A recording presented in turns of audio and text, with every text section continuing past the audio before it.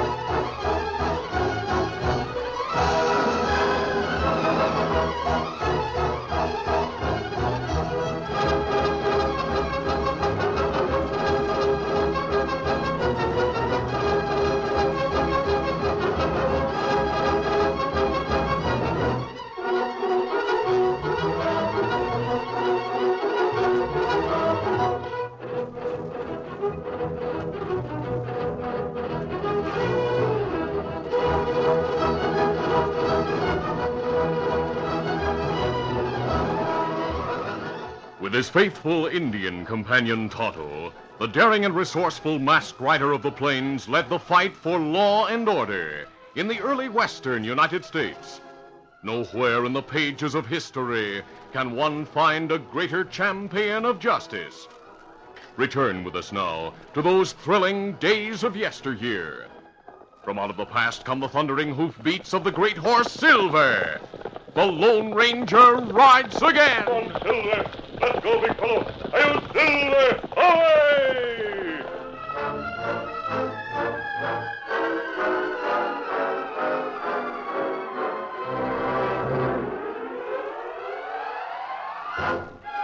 Ed Chaffee, a determined and domineering man, owned the large Barcy ranch near the town of Spikeville. One morning, Ed was talking to his foreman, Duke, at the corral. Duke, you've been with me for a long time. Yeah, that's right, boss. You've watched me increase my holdings until I own the biggest spread around here. Now, maybe some folks don't approve of the way I went about it, but I figure a man has a right to grab all he can if he's smart enough to outwit anybody else. Oh, I reckon there are some folks who don't exactly approve of your methods, boss, but you sure have power and influence over the other ranchers in this territory. Most all of them listen to what you have to say at the cattlemen's meetings. Uh-huh. I reckon you ought to be plenty satisfied now with all your holdings. Well, one thing rankles me, Duke. What? In spite of the trouble we've caused the settlers in Green Valley, they've gained a good foothold there, and they're plenty determined to stay. Maybe we didn't cause enough trouble for them. Yes, that valley land is near my spread, and it would be a valuable addition. But if we go too far in causing trouble for those farmers, we might find ourselves behind bars. You see, Duke, they really have the law on their side. You could get the other ranchers to side with you. The sheriff wouldn't move against all of you. I've already told them if we could run those settlers out, it would discourage others from coming here. And besides, it might encourage all cattlemen in the West to rise against settlers. I hope you didn't point out to the others that if the settlers did get run out, you'd be the main one to profit by it. Of course I didn't. But what's the difference in the long run? The main thing is the West has to be kept for the cattlemen. Those small-time farmers come here, cut up and fence in the land, ruin the range for grazing. Cattle raising is big business. We can't let those no-good two-bit settlers interfere. Oh, here comes one of the ranch hands. Sent him to town this morning to pick up the major. Oh, there, boys. Well, Hal, you bring any mail? Oh, it hasn't come in yet, boss. Stage is late, so I didn't wait. Anyhow, I heard some news I thought might interest you. Yeah, what is it? An hombre leading a small wagon train came into the cafe and was talking to the sheriff. He asked the way to Green Valley. What? More settlers, huh? Yeah. The fella is a brother of Vern Caldwell. Seems Vern got him to come out and bring others with him. He said they're going to settle in the valley with Vern and those who are already living there. Well, tarnation take it. I'm not going to sit by to see that happen. The sheriff told him he ought to go farther west because trouble might develop if they settled in Green Valley. But Caldwell's brother said they were going to homestead in Green Valley anyway. They'll find trouble before long. Doggone it, all homesteaders ought to be turned back. There's no place in the West for 'em. It's easy to say, boss, but it'd be a tough job to get any of them to turn back. Well, maybe if things were made bad enough for 'em, they'd be glad to go back, Duke. You figure on making trouble for those newcomers before they get settled in the valley? Since Vern Caldwell sent for 'em to come, I wouldn't be surprised if he and his neighbors already have farms laid out and cabins ready for 'em. Why, Sunday, I've had my fill of those land-grabbing settlers. Duke, you and Hal get word to the other cattlemen to meet here at my place tomorrow night. Tell 'em I said it's mighty important. We'll find a way to take care of those settlers once and for all. The following night, a group of cattlemen from the nearby ranches gathered in the main room of the Bar C ranch house. Ed Chaffee stood behind a table and rapped for attention. All right, stop your gabbing, everybody, and listen to what I have to say. You all know how I feel about the land-grabbing farmers over in Green Valley. Yes, sir, Ed. And I'm sure most of you feel the same way. They're a nuisance in the West and a detriment to us cattlemen. They seem to be a determined bunch. No matter what we do to drive them out, they stay on. We pulled down some of their fences at night and driven strays over their crops without results. Now more are coming in, or I should say have come in. Vern Caldwell's brother arrived yesterday, bringing some other pioneers with him to settle in Green Valley. Now I say the time has come for us to take a strong stand. They got to be moved out of here. Now, just hold on, Ed Chaffee. Maybe you'll tell us what we have to gain by moving against those farmers in the valley. But, Digby, every time we bring up something at one of these meetings, you start objecting. And just because you're the only female rancher around here, you think you'll get away with it. Female or no female, I'll object all I want to. And you can't shut me up either. I'd like to meet the man who could. If you ever do, I'd like to meet him too. He'll most likely be man enough to keep you from stepping all over everybody else and grabbing what you want for yourself. Hey, Thunder, if you were a man, Don't let that stop you. Why, just yesterday I shot from the hip at 50 yards and bowled over a varmint on the run near my barn. That's speaking up to him, Maud. Get in your say, Maud. We're a listening. Now, you all know I'm for anything that's for the good of the ranchers. That's why I asked what we have to gain by running out the settlers from Green Valley. But, Digby, why do you come here disrupting this meeting with a local question like that? Because I don't see how those folks are interfering with us. As I figure it, if we did run them out, you'd take over Green Valley. It borders right on your spread. That's not true. This affects all of us. I say there's no place for those land-grabbing farmers out here in the West. If they keep on coming, they'll ruin all of us ranchers. Fiddlesticks! The West is big enough for all the folks who decide to come here. There are miles and miles of range land that's never been used. I say we need settlers out here, all we can get, if we ever hope to make something out of the Southwest Territory. Now, wait a minute, Ben. Listen to me. But Digby is a woman. She's most likely satisfied with that two-bit ranch she owns. But the rest of us have the right to grow, to spread out our holdings. I say it's up to us cattlemen to keep the West open for raising cattle. That's right. The farmers will ruin the West. Sure they will. Being a woman, Maud's afraid of trouble. You'd better go on home, Maud, and let us get on with this meeting. But let me give you a little warning. If you go gabbing to the sheriff at Vern Caldwell, things are liable to happen around your place you won't like. I'm leaving right now. But let me tell you, Ed Chaffee, I don't give a hang about your threats. And what I do and say are my own business. If these fools want to let you talk them into trouble, that's up to them. But I'm getting out of here. No way to talk to them. No, that's right. Hey, Hal, come here a minute. Yeah, what do you want, boss? Follow Maud. If she wants to talk and act like a man, she'll have to take the same treatment we give a man. Make sure she doesn't do any talking. Go on and hurry. Just as you say. I'll see you later. I mean, if all of you listen to me, I'll tell you how to get rid of those pesky settlers.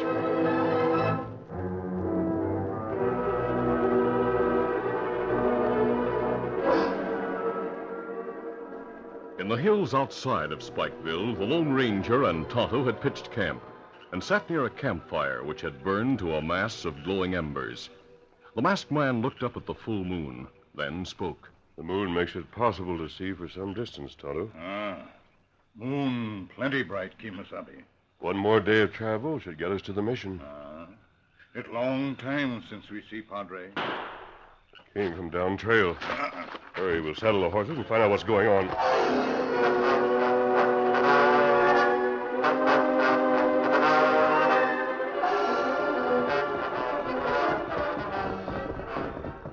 After leaving camp, the Lone Ranger and Tonto rode a short way along the trail when Tonto pointed and spoke. Horse coming, Kimasabi. Ho, Silver, ho! Who's got no fella? Someone's crouched low over the pommel of the saddle. Rider going to fall. We'll go to him. Come on, Silver. Get him up, Scout.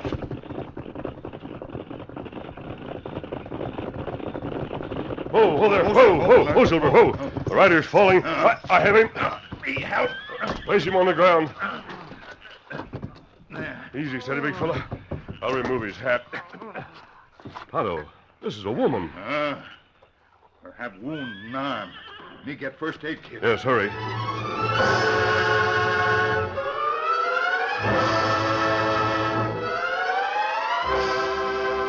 As the masked man and Indian attended to the arm wound, Maud opened her eyes.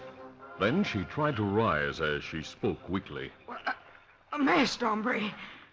Chaffee works fast. He threatened to make sure I wouldn't talk, but how he got you to follow me so soon? We didn't follow you. We were camping up the trail when we heard a shot. We met you coming along, crouched over in the saddle. We bandaged your wound. If we had shot you, we wouldn't have gone to that trouble. By thunder, I never thought of that. But the mask, why do you It wear... serves a purpose. We're not outlaws. We didn't come here because someone sent us. We came only to help you. Thanks. I'm Maud Digby of the Circle D spread. Looks like Chaffee sent someone to gun me so's I wouldn't talk. Chaffee? Yeah, Ed Chaffee. The sneaking coyote who owns the Bar C spread. Why would he send someone to kill a woman, to kill you? Mr. Ed Chaffee hates anyone, man or woman, who has the courage to take a stand against him and his low-down plans against the settlers in Green Valley. Oh? More pioneers came here yesterday. Chaffee called a meeting at his place tonight of all the ranchers hereabouts. I went, but I got up and objected when he said he wanted them all to move against those farmers. Go on. Chaffee warned me to keep my mouth shut. I didn't stay to hear what they planned to do. There are 8 ranchers who listen to him and follow him like sheep. If Chaffee would resort to murdering a woman, he must be planning something drastic against the people in Green Valley. I'm sure he is, mister. He stands to gain plenty if those settlers move out of there. But he makes the other ranchers think it's good for the whole West. That's interesting. Are you sure Chaffee is behind the attempt to kill you, Miss Digby? Mrs. Digby, I'm a widow, but just call me Maud. As to what you just asked me, I feel sure he was behind it. And, mister, I'm also sure he's planning something big to force those farmers to leave that valley. That's not good, Kimasabi. Tonto, it's up to us to find out what's being planned and to do everything possible to prevent it. We'll take Mrs. Digby to her ranch house. Then we'll go into action to stop Ed Chaffee.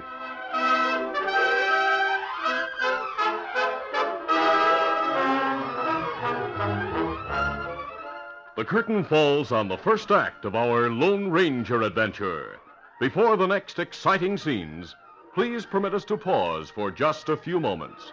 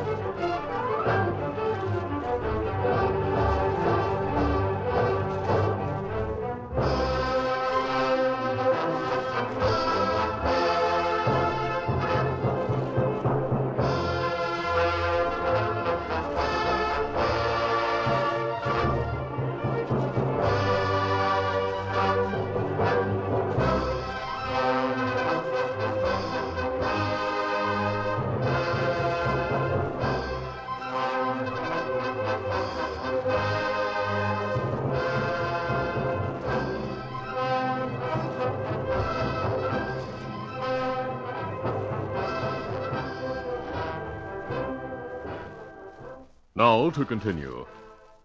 The Lone Ranger and Tonto took the wounded woman, Maud Digby, to her ranch, then returned to their camp. At dawn, they backtracked on the hoof marks left by Maud's horse the night before to the place where she had been wounded. The two men searched behind the boulders and bushes alongside the trail and found the tracks left by the gunman. The trail led the Lone Ranger and Tonto to the Bar C Ranch. The masked man and Indian stopped in a grove a short distance from the ranch house. Big fella. The man who shot Maud Digby came here to this ranch, Tonto. This Bar C Ranch, Kimasabi. Woman say it ranch owned by Chaffee feller. Yes, and she was right in thinking Chaffee sent someone to shoot her. He must plan a desperate move against those small farmers. And what we do? How we find out? First, I think we should go to Green Valley and warn the settlers. Chaffee and his followers may strike at any time. That good idea. We'll look over the situation out there. Then, while I wait nearby, you go to one of the houses and tell what we found out. All right, let's hurry. Come on, Silver. Get 'em up, Scout. In Green Valley, Vern Caldwell was having coffee with his newly arrived brother, Jim, in the kitchen at Vern's place when one of his neighbors entered. Vern, I didn't wait to knock. What's up, Fred? I spotted a masked man and an Indian acting like they're snooping in the valley.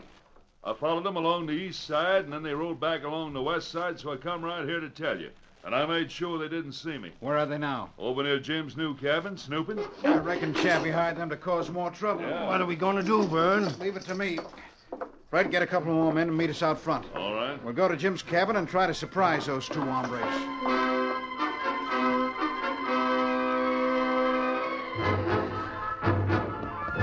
The Lone Ranger and Tonto had looked over the small homes in the valley. When they came to Jim's newly built cabin, they stopped in a wooded grove nearby. Steady, big fella. Now, Tonto, now wait here. Ride to that cabin and warn whoever comes to the door that the ranchers are planning trouble and to pass the news around. Me do that. Don't wait to answer any questions, but be sure to stress the fact that there's real danger. Me not be long. Get 'em up, Scout. Tonto left the grove and headed toward the cabin. Meantime, the Lone Ranger busied himself tightening the cinch on Silver's saddle. Suddenly, the great stallion whinnied a warning. The Lone Ranger whirled at the same time, reaching for his guns. But a voice spoke sharply from the edge of the grove. Please, mister, we got you covered. I figured we'd find them here in this grove, Vern. Uh-huh. But you said there were two, Fred. There were. Maybe the engine went to make a report and left this masked hombre to spy on us. I reckon you're right. That's about it, sure. Well, mister, we don't like hombres sneaking around our farms, and especially masked hombres like you. Forget the mask for a moment. We came here to bring you settlers a warning. So you came to warn us, huh? A warning to get out of Green Valley or be driven out, is that it? No. If you'll listen while I We explain... don't listen to outlaws. Vern, there's 5 of us here. I say let's string this hombre up to a cottonwood. That'll be our warning to any others who come a snooping. Now, wait a minute, Fred. Be better to turn him over to the sheriff in Spikeville. Oh, what's the sheriff ever done to keep us from being troubled? I say let's take a vote on stringing him up right now. I'm with you, Fred. It'll be a lesson to the others. Yeah, let's use his own rope. Vern, the 3 of us vote against you and your brother. That's murder. I'm new here, but I don't We go for murder. voted on it fair and square, Jim. Even the law'd back us up for getting rid of a masked outlaw. Now, all of you keep him covered. I'll take his guns, grab off his mask, then get his rope. The Lone Ranger stood beside Silver with his hands raised. He realized he was in immediate danger. He was just about to draw in spite of the pointed guns when he saw Tonto behind the men. The Indian stood a short distance away with drawn guns. You reach. Up, guns. What? Someone got the drop on us from behind. The Indian must have come back. He did. He'll use those guns if you don't do as he said. That's right. Drop gun Oh, for wait, me. wait. There's mine. All right, that's mine. All right, Tonto, move in and pick up their guns. I'll cover them. Let me do that. In a way, I'm glad, mister, that the Indian came along. But now that you have the upper hand, That masked hombre will hang yet. I don't think so. We have guns, Kimasabi. Throw them into the bushes, Tonto. There you go. Now we'll leave, but I warn you, the ranchers are planning to move against you here in Green Valley. I don't know how or when. Take my warning for what it's worth. Adios.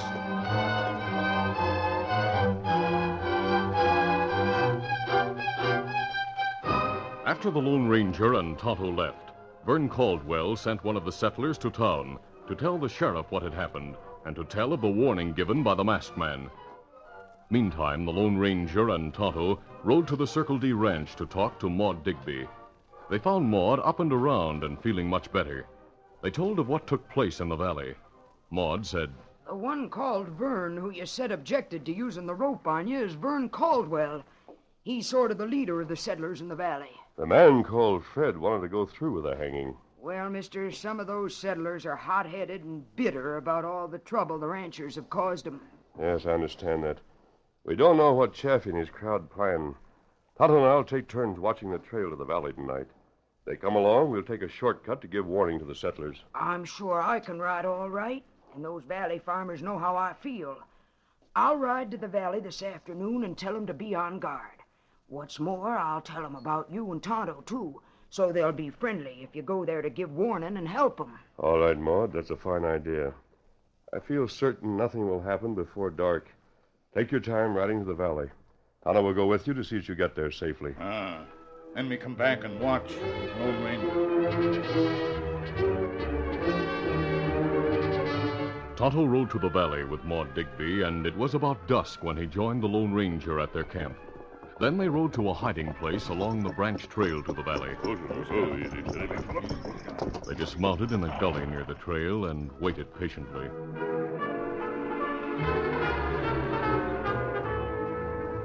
Two hours passed. Then Tonto, who watched over the edge of the gully, gave warning. Kimasabi, the moon bright enough to see riders coming along the trail. We'll keep out of sight until they pass. You think it's Chaffee and ranchers? Yes. After they pass, we'll take the shortcut you and Maud use and get to the valley before them. Well, the wind is blowing from east to west. We'll go into the valley, then swing over to the east slope. Set fire to their crops and the tall grass. The wind will do the rest. We'll gun down any settler who tries to stop the fire. Sure now. They are Chaffee and his crowd. We'll ride back along the gully and get to the shortcut. Easy, steady, Easy, Scout, easy, fella. Come on, Silver. Get him up, Scout.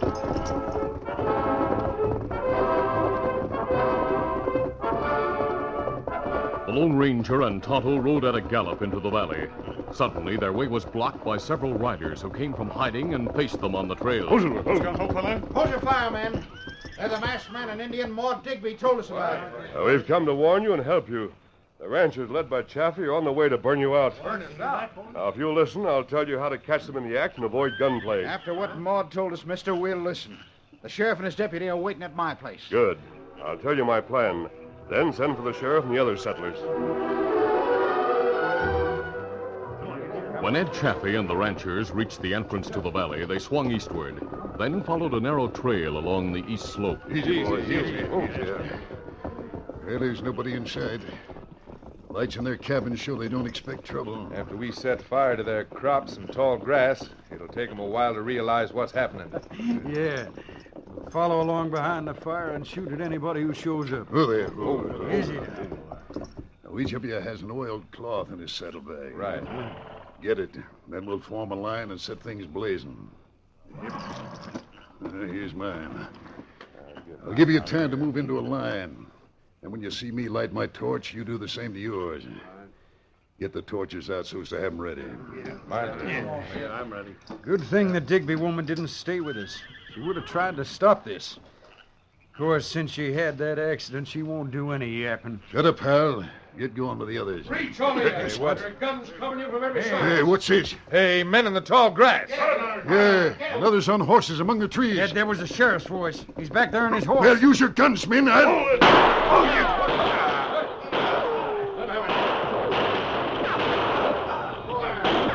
For a few moments, some of the ranchers forced gunplay by trying to shoot their way out, but they quickly realized it was useless and gave up. The sheriff and the settlers disarmed them and forced them to dismount. The Lone Ranger and Tonto watched from their saddles as the sheriff prepared to take over. Sheriff, arrest the masked man who shot me in the arm. We came here to talk things over with the settlers. Then you all jumped us. Chaffee, we heard every word you said to these men while we waited to move in on you. What's more, we caught you red-handed with these oiled rags on sticks, ready to start fires here. Yeah, no use trying to lie out of it, Chaffee. We know you planned right along to move against us. Here's someone who can prove it. That's right. They did plan it at Ed Chaffee's ranch house. Maud Digby. I thought I she was... overheard you say a while ago you caused Maud to have an accident. I didn't admit any such thing. Anyway, the boss told Shut me up, that... you. I'm taking all you ranchers to jail for the time being. I'm sure, though, some of you were influenced by Ed Chaffee and didn't realize what you were doing. That's right, Sheriff. Men like Chaffee are a menace to the growth of the West and to the success of its people. He wanted wealth and power no matter who suffered. He could have had both without using ruthless methods. The West is big enough for everyone who wants to come here. Of course it is. Right. We'll see you again sometime, Sheriff. Adios. Goodbye. Come on, settle there. Up, Scout. Chaffee, you and your cowpoke Hal will be charged with attempted murder against Maud Digby. Other charges against you and your local followers will be made later for attempted arson and destruction of property. By thunder, the masked man saved the valley for us settlers. Maud, you said he's a friend of yours. Just who is that masked hombre anyway? Well, Vern, the Indian Tonto told me. And I reckon the sheriff has already guessed. You see, that masked hombre's none other than the Lone Ranger.